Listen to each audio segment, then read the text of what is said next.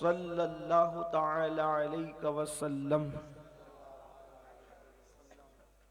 سرور کہوں کہ مالک و مولا کہوں تجھے، سرور کہوں کہ مالک و مولا کہوں تجھے، باغ خلیل کا گل زیبا کہوں تجھے، حرمہ نصیب ہوں تجھے امید گہ کہوں،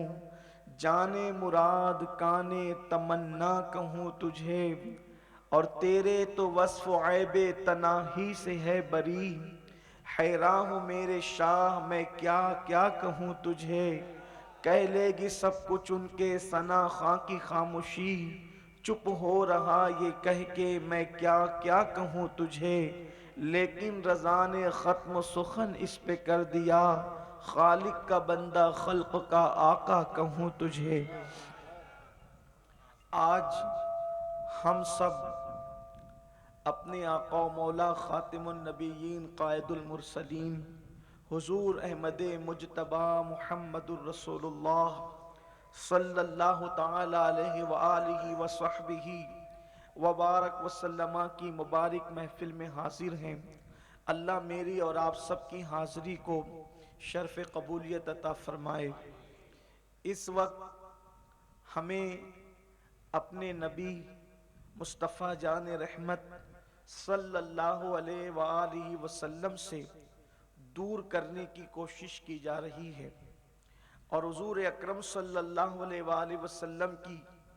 ایسی بے ادبیاں اور گستاخیاں پوری دنیا میں اس کے دروازے کھولے جا رہے ہیں کہ ان گستاخی اور بے ادبی کی بنیاد پر معاذ اللہ مسلم نوجوان نو عمر اپنے نبی سے دور ہو جائیں، لیکن لوگوں کو پتہ نہیں ہے کہ ہمارے نبی سے ہماری جو قربت ہے وہ صرف جسم کی قربت نہیں ہے بلکہ ہماری روح کی قربت ہے، اور جب تک ہمارے جسم میں خون کا ایک ایک قطرہ موجود ہے، اللہ کی عزت کی قسم کوئی بدبخت ہمارے نبی کی محبت کو ہمارے دل سے نکال نہیں سکتا۔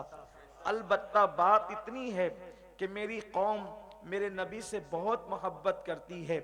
ہمارے جوان اپنے آقا سے بڑی محبت کرتے ہیں، لیکن صرف کسی طرف توجہ دینے کی ضرورت ہے کہ آقا کریم صلی اللہ علیہ وآلہ وسلم سے محبت کا اظہار کس طرح کرنا چاہیے، آقا کریم صلی اللہ علیہ وآلہ وسلم سے پیار کا انداز کیا ہونا چاہیے، حضور سے عشق کا طریقہ کیا ہونا چاہیے۔ آج کی اس محفل کے اندر سب سے پہلے جس آیہ کریمہ کی میں نے تلاوت کی ہے، اس آیت مبارکہ کی روشنی میں پہلے میں آپ کو یہ بتاؤں گا کہ ہمارے آقا مصطفیٰ جان رحمت صلی اللہ علیہ وآلہ وسلم ہم سے کتنی محبت کرتے ہیں، ہم سے کتنا پیار کرتے ہیں، اور اس کے بعد پھر تقریر کا دوسرا رخ یہ ہو سکتا ہے اللہ کی توفیق سے کہ ہمیں حضور علیہ السلام کے ساتھ کس طریقے سے پیار کرنا چاہیے، کس طریقے سے محبت کرنا چاہیے۔ یاد رکھو میرے آقا صلی اللہ علیہ وآلہ وسلم کے دیوانوں، عشق مصطفیٰ ایمان کی جان ہے، عشق مصطفیٰ کامیابی کی علامت ہے، عشق مصطفیٰ کامیابی کی کنجی ہے، عشق مصطفیٰ نمازوں کی قبولیت کا ذریعہ ہے، عشق مصطفیٰ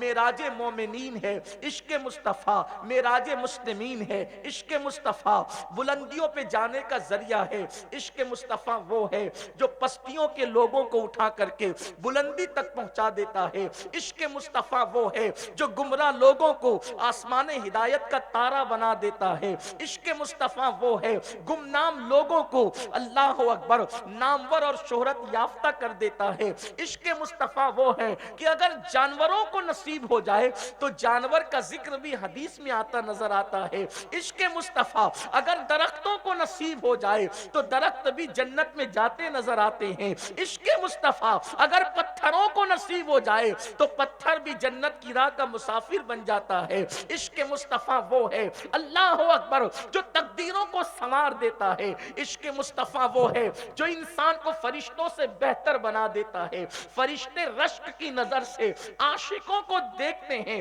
اللہ اکبر۔ عشق وہ ہے، اللہ اللہ، دنیا منزل تک جانا چاہتی ہے، دنیا منزل تک جانا چاہتی ہے، منزلیں عاشقان مصطفیٰ کے قدموں میں آنا چاہتی ہے، دنیا کامیاب ہونا چاہتی ہے، کامیاب اس شاق کی کامیابی اس شاقان رسول کے قدموں کو چومنا چاہتی ہے، بلکہ اللہ اکبر، گردش دورہ کو دیکھ کر دنیا گھبرا جاتی ہے، لیکن اس شاق وہ ہیں جنہیں دیکھ کر گردش دورہ گھبرایا کرتی ہے۔ دیوان گانے عشق محمد کو دیکھ کر گھبرا گئی ہے، گردش دورہ کبھی کبھی گردن میں ہاتھ ڈالے ہیں، ماہو نجوم نے گزرا ہے ان حدوں سے۔ مسلمان کبھی کبھی عشق کرنے والا کبھی وقت کا بلال بنتا ہے، عشق کرنے والا کبھی وقت کا اویس بنتا ہے، عشق کرنے والا کبھی اپنے وقت کا تاجدار بنتا ہے۔ کیا تمہیں نہیں پتا لوگ تخت و تاج کے لیے لالچ کرتے ہیں اور اس شخص جہاں ٹھوکر مار دیتے ہیں وہیں پر تخت و تاج جنم لے لیا کرتے ہیں۔ اللہ اللہ، آج لوگ حکومتوں کے تختے پر بیٹھ کر کے اترا رہے ہیں، پھولے نہیں سما رہے ہیں۔ ان کی شعر ایک نظر کرتا ہوں، اگر عاشقوں نے یہ تاج اتار کر نہ پھینکے ہوتے تو یہ تخت تاج انہیں کہاں نصیب ہوتے۔ اترے ہوئے ہمارے سروں کے پہن کے تاج، اترے ہوئے ہمارے سروں کے پہن کے تاج، جو بھیک مانگتے تھے وہ سلطان ہو گئے، جو بھیک مانگتے تھے وہ سلطان ہو گئے۔ لیکن بڑی کم نصیبی کی بات یہ ہے، جس عشق نے مسلمانوں کو کیسر و کسریٰ کا تاجدار بنایا تھا، آج وہ مسلمانوں کے پاس عشق رسول نہ رہا، وہ محبت رسول نہ رہی، وہ الفت رسول نہ رہی، وہ چاہت رسول نہ رہی۔ میرے آقا علیہ السلام کے پیارے دیوانوں، جانتے ہیں آپ سب سے بڑی دولت عشق مصطفیٰ کی دولت ہے، محبت رسول کی دولت ہے۔ حضور سے پیار کرو، حضور سے عشق کرو۔ آئیے آج کی محفل میں ہم یہی نغمہ چھیڑتے ہیں، اس لیے کہ میرے دل کا درد اتنا ہے، ایک پلید، ایک خبیث، ایک نطفہ ناتحقیق نے میرے نبی کو گالی دی ہے، اس لیے میں نے طے کیا ہے آج سے لے کر رمضان المبارک تک میری جتنی گفتگو ہوگی سب کا محور عشق مصطفیٰ ہوگا، محبت رسول ہوگا، اور ہم اس اعتبار سے گفتگو کریں گے کہ اگر تم نے ہمارے نبی کی شان میں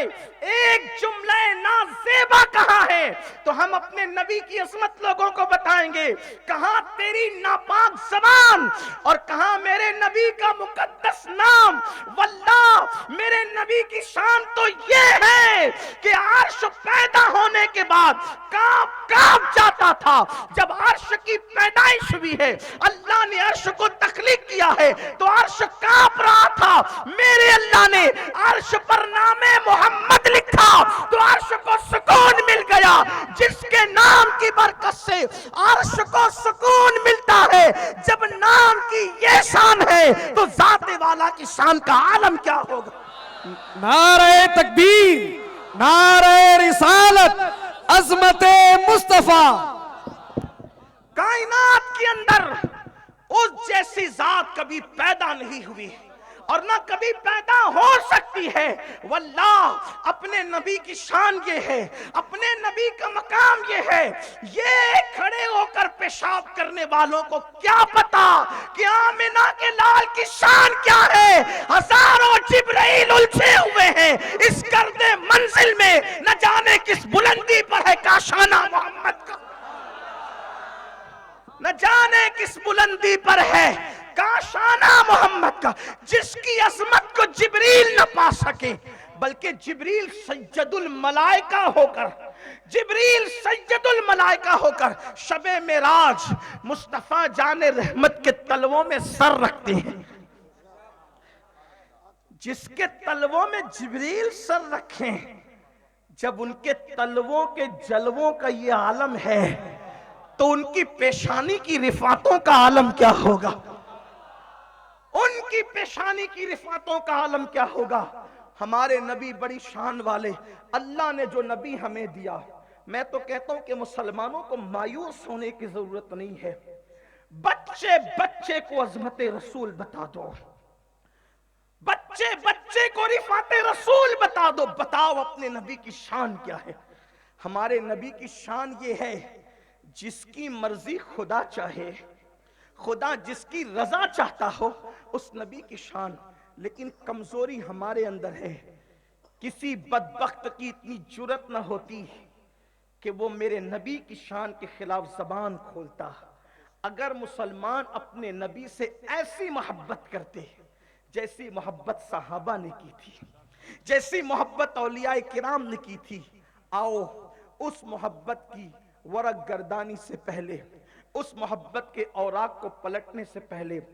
میں آپ کے سامنے پہلے یہ بتاؤں، ہم نبی سے محبت کیوں کریں،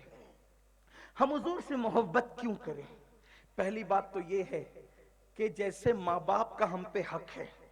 جیسے استاد کا ہم پہ حق ہے، جیسے پڑوسیوں کے ہم پہ حق ہے، جیسے بیوی بچوں کا ہم پہ حق ہے، ویسے ہی اللہ اور اس کے رسول کے بھی ہم پر کچھ حقوق ہیں۔ اور اللہ کے نبی کا پہلا حق امت پر یہ ہے کہ حضور سے عشق کیا جائے، حضور سے محبت کی جائے۔ کیسے؟ باپ سے زیادہ محبت نبی سے، ماں سے زیادہ محبت نبی سے، اولاد سے زیادہ محبت نبی سے، مال سے زیادہ محبت نبی سے، اپنے وطن سے زیادہ محبت نبی سے، حتیٰ کہ اپنی جان سے بھی زیادہ محبت نبی سے۔ میں آپ سے واقعہ نہیں بتاؤں گا، اصل عنوان کی طرف آنے سے پہلے اشارہ کرتا ہوں۔ دیکھو، جان سے زیادہ، مال سے زیادہ، اولاد سے زیادہ اگر محبت کی جھلک دیکھنا ہے تو تنہا ایک ذات، افضل البشر بعد الانبیاء بتحقیق، امیر المومنین ابو بکر صدیق رضی اللہ